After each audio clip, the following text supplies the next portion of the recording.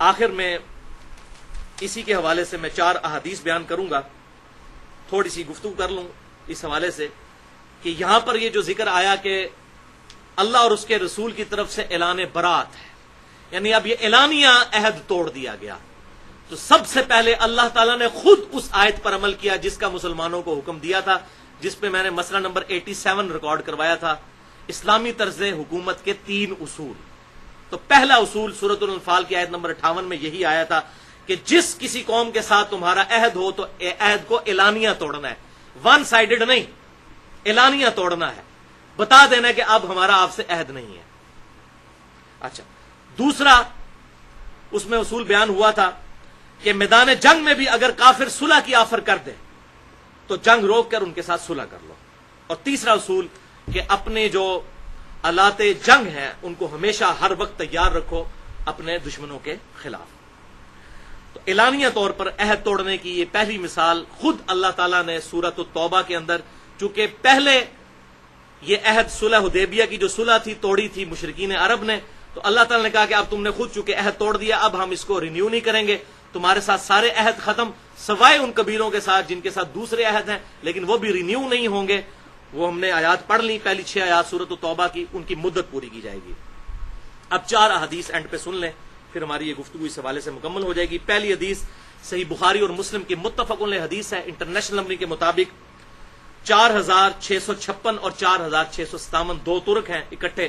امام بخاری انہی سورۃ التوبہ کی 6 آیات کے کانٹیکسٹ میں لے کر آئے کہ سیدنا ابو ہریرہ رضی اللہ تعالیٰ عنہ کہتے ہیں، یہ 9 ہجری کا واقعہ ہے، 8 ہجری کے اندر فتح مکہ ہوا، تو اس کے بعد جو حج ہوا مشرکین عرب مسلمانوں نے اکٹھا حج کیا۔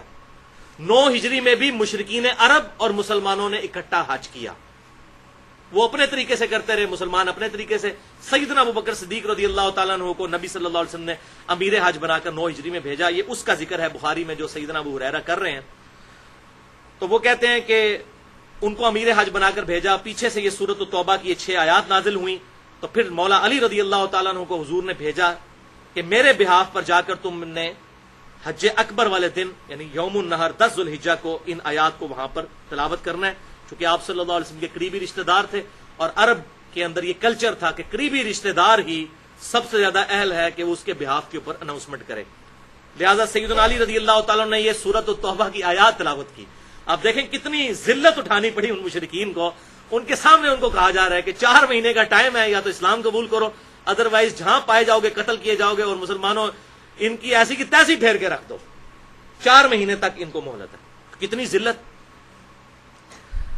تو اسی حدیث بخاری میں آتا ہے کہ اس میں 2 باتیں آپ صلی اللہ علیہ وسلم نے اور حضرت علی سے کہا کہ وہاں بیان کرنی ہے۔ نمبر 1، آئندہ سال کوئی مشرک حج کے لیے نہیں آئے گا، یعنی اب حرم میں کوئی کافر اور مشرک داخل نہیں ہو سکتا، آج تک الحمدللہ کوئی داخل نہیں ہو سکتا، نہ حرم مکہ میں اور نہ حرم مدینہ میں۔ اور دوسری بات آپ صلی اللہ علیہ وسلم نے ساتھ فرمائی کہ آئندہ کوئی شخص ننگا طواف کعبہ نہیں کرے گا، کیونکہ وہاں لوگ بالکل کپڑے اتار کر بھی مشرکین عرب طواف کعبہ کیا کرتے تھے اور سب سے اعلیٰ طواف اسے سمجھتے تھے اور اپنی لاجک دیتے تھے۔ وہ کہتے تھے چونکہ انسان کو اللہ تعالیٰ نے بغیر کپڑوں کے پیدا کیا ہے تو سب سے اعلیٰ طواف کعبہ یہ ہے کہ انسان وہ کپڑے بھی اتار دے جو انسان نے خود پہنے ہوئے ہیں۔ جس طرح ہمارے بھی انڈیا پاکستان میں مولوی جو ہے نا وہ اپنی طرف سے لاجکس بنا کے نا، تو جی اے ہوتا ہے تو چونکہ اے ہو گیا تو اے ہو گیا، وہ اپنی طور کو ہی پورے وہ بنا دیتے ہیں۔ جو میں نے ایک دفعہ بتایا تھا، ڈاکٹر طاہر القادری صاحب نے کہا کہ اوپن مجمع میں، اور میں نے ٹی وی پہ ویڈیو سنی، وہ کہتے ہیں یہ بتاؤ نماز پڑھنا کس کی سنت ہے؟ صاحب نے کہا کہ نبی صلی اللہ علیہ وسلم کی۔ اس نے کہا جی یہ بتاؤ دروشی پڑھنا کس کی سنت ہے؟ صاحب نے کہا اللہ تعالیٰ کی، ان اللہ و ملائکتہ یصلون علی النبی۔ پھر انہوں نے کہا جی ہن دسو اللہ دی سنت افضل ہے یا نبی دی سنت؟ اب لوگ جو ہیں وہ پریشان ہیں کہ اگر کہتے ہیں اللہ کی سنت افضل ہے تو پھر دروشی کو نماز افضل ماننا پڑتا ہے، اگر کہتے ہیں نبی کی سنت افضل ہے تو معاذ اللہ استغفر اللہ اللہ تعالیٰ سے پرائرٹی دینی پڑتی ہے۔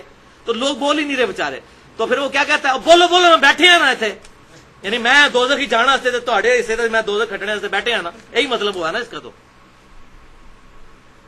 پھر صاحب نے کہا جی اللہ کی سنت ہی افضل ہے، تو انہوں نے کہا پھر درود شریف نماز پڑھنے سے افضل ہوا۔ یہ وہ لاجک ہے جو مشرکین عرب نے بھی دی تھی کہ جی چونکہ اللہ تعالیٰ نے ننگا پیدا کیا لہذا ننگا طواف کیا جائے۔ یہ میں نے پھکی دے دی ہے ان کو، یہ جو اس قسم کی بناتے ہیں نا علم الکلام سے اور فلاسفیکل آنسر، تو یہ ایک پھکی ہے، ایک علم الکلام کا جواب، لاجیکل آنسر، اینٹی وینم۔ یہ یاد رکھنا ہے آپ نے کہ ہاں جی آپ تو مشرکین عرب کے طریقے پہ ہیں، حالانکہ بخاری اور مسلم کی متفق علیہ حدیث ہے. آپ صلی اللہ علیہ وسلم سے پوچھا گیا اللہ تعالیٰ کے نزدیک سب سے افضل عمل کون سا ہے؟ آپ صلی اللہ علیہ وسلم نے فرمایا بندے کا وقت کے اندر نماز کو قائم کرنا. بخاری اور مسلم کی متفق علیہ حدیث ہے. اسلام کی بنیاد 5 چیزوں پر ہے. کلمہ پڑھنے کے بعد پہلی چیز نماز، اس کے بعد پھر زکوٰۃ، پھر رمضان کے روزے، پھر حج بیت اللہ اگر استطاعت ہو تو. وہاں بھی نماز کا ذکر کیا. تو ایسے علماء کو شرم نہیں آتی جب یہ اس قسم کے رزلٹ وہ ٹی وی پہ بیٹھ کے نکال رہے ہوتے ہیں؟ بے شرمی کی انتہا ہے. تو مشرکین عرب بھی یہ کہتے تھے ننگا طواف، تو وہ اعلان ہو گیا. صحیح بخاری میں حدیث بھی آ گئی کہ یہ کام نہیں کرنا، 2 کام نہیں کرنے. آندہ کو مشرک حج کے لیے نہیں آئے گا اور ننگا طواف نہیں کیا جائے گا. دوسری حدیث بھی صحیح بخاری کی ہے جو اسی حدیث کا ترک ہے انٹرنیشنل نمبر کے مطابق 3177 نمبر. ایک اور جگہ امام بخاری نے ریپیٹ کی، اس میں سیدنا ابو ہریرہ کے الفاظ ہیں کہ یہ اعلان ہم نے حج اکبر کے دن کیا تھا. حج اکبر کا موقع نہیں، حج اکبر کا دن، اور وہ 10 ذوالحجہ یوم النہر کا دن تھا.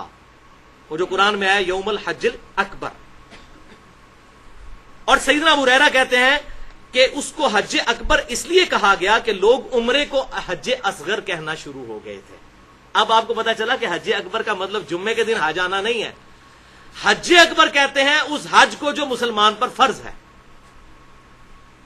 اور حج اصغر کہتے ہیں عمرہ کو، چھوٹا حج. تو یہ بخاری 3177 میں آ گیا. سیدنا ابو ہریرہ کہتے ہیں چونکہ عمرے کو چھوٹا حج کہا جانا شروع کر دیا تھا، اس لیے پھر اس حج کو حج اکبر، وہ حج اصغر عمرہ اور یہ حج اکبر. لہذا یہ مسئلہ بھی آج کلیئر ہو گیا جو یہاں پر کنٹروورشل گفتگو چلتی ہے، میں نے الحمدللہ کلیئر کر دیا. تیسری حدیث بھی صحیح بخاری میں ہے 1742، اور یہ حدیث مرفوع ہے. آپ صلی اللہ علیہ وسلم نے خود حج اکبر فرمایا ہے 10 ذوالحجہ کے دن کو، یوم النہر کو. بڑی مشہور حدیث آپ نے سنی ہوگی کہ آپ صلی اللہ علیہ وسلم نے فرمایا یوم النہر جو حجۃ الوداع کا خطبہ، ایک تو یوم عرفہ کو دیا، وہ جمعے کے دن تھا 9 ذوالحجہ کو. ایک 10 ذوالحجہ کو آپ کا خطبہ ہے جو بخاری اور مسلم دونوں میں ہے. مسئلہ نمبر 66A میں نے وہ ڈیٹیل سے بیان کیا ہے. محرم اور واقعہ کربلا سے متعلق 5 علمی پوائنٹس، وہ پوری حدیث بیان کی ہے. اس کا کچھ ٹکڑا میں یہاں پر بیان کرتا ہوں. صحیح بخاری 1742. آپ صلی اللہ علیہ وسلم نے فرمایا تمہارا خون، تمہارا مال اور تمہاری عزت ایک دوسرے پر اسی طریقے سے حرام ہے جس طرح کہ آج کے دن کی حرمت ہے، یعنی یوم النہر 10 ذوالحجہ کی حرمت، اور اس مہینے ذوالحجہ کی حرمت ہے، اور اس شہر مکہ کی حرمت ہے. جس طرح یہ اللہ کے نزدیک قابل عزت ہے، اسی طریقے سے تمہارا خون، مال اور تمہاری عزت ایک دوسرے پر حرام ہے. اور پھر آپ صلی اللہ علیہ وسلم کے الفاظ ہیں اسی بخاری 1742. آپ نے جب یہ خطبہ دیا 10 ذوالحجہ یوم النہر قربانی کے دن، پھر فرمایا ھذا یوم الحج الاکبر، یہ آج کا دن حج اکبر کا دن ہے. یوم عرفہ کو حج اکبر نہیں کہا بلکہ 10 ذوالحجہ کو حج اکبر کہا. حالانکہ 10 ذوالحجہ ہفتے کا دن تھا، کیونکہ بخاری اور مسلم کی متفق علیہ حدیث ہے. بخاری میں 45 نمبر اور مسلم میں 7527 نمبر کہ یوم عرفہ آپ صلی اللہ علیہ وسلم نے جو حج کیا تھا یوم عرفہ 9 ذوالحجہ، وہ جمعے کے دن آیا تھا 10 ہجری میں، جہاں وہ آیت نازل ہوئی تھی الیوم اکملت لکم دینکم واتممت علیکم نعمتی ورضیت لکم الاسلام دینا. آج کے دن ہم نے تمہارے لیے تمہارا دین مکمل کر دیا، اپنی نعمت تم پر تمام کر دی، اور اسلام کو ایز اے ریلیجن تمہارے لیے پسند کیا. تو یہ بخاری مسلم میں موجود ہے. لہذا یوم عرفہ چاہے جمعے کو آئے یا کسی اور دن کو حج اکبر نہیں بنتا. حج جو بھی کرتا ہے وہ حج اکبر ہی کرتا ہے، جو عمرہ ہے وہ حج اصغر ہے.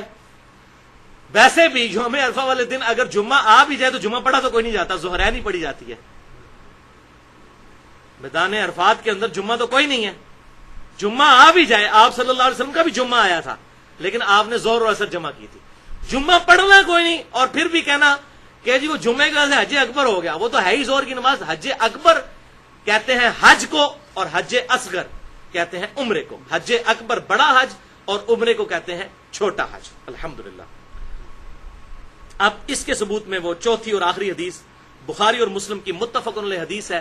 آپ صلی اللہ علیہ وسلم نے فرمایا جس شخص نے رمضان المبارک کے اندر عمرہ کیا گویا کہ اس نے حج ادا کیا. رمضان المبارک کے اندر، یعنی رمضان المبارک کا جو عمرہ ہے وہ حج کی طرح ہے، بڑے والے حج کی طرح رمضان کا عمرہ. اور مسلم شریف میں الفاظ آتے ہیں کہ راوی کہتے ہیں کہ مجھے شک ہے کہ آپ صلی اللہ علیہ وسلم نے ساتھ یہ بھی فرمایا تھا جس نے رمضان میں عمرہ کیا گویا اس نے میرے ساتھ حج کیا، لیکن مجھے یہ کنفرم نہیں، مجھے ہلکا سا یاد پڑتا ہے، لیکن اس راوی کو تو بھول گیا۔ لیکن ابو داؤد کے اندر انٹرنیشنل نمبرنگ کے مطابق 1990 نمبر حدیث ہے، وہاں کلیئر کٹ راوی کہتے ہیں کہ مجھے یہ بات یاد ہے کہ آپ صلی اللہ علیہ وسلم نے فرمایا تھا جس نے رمضان میں عمرہ کیا گویا کہ اس نے میرے ساتھ حج کیا۔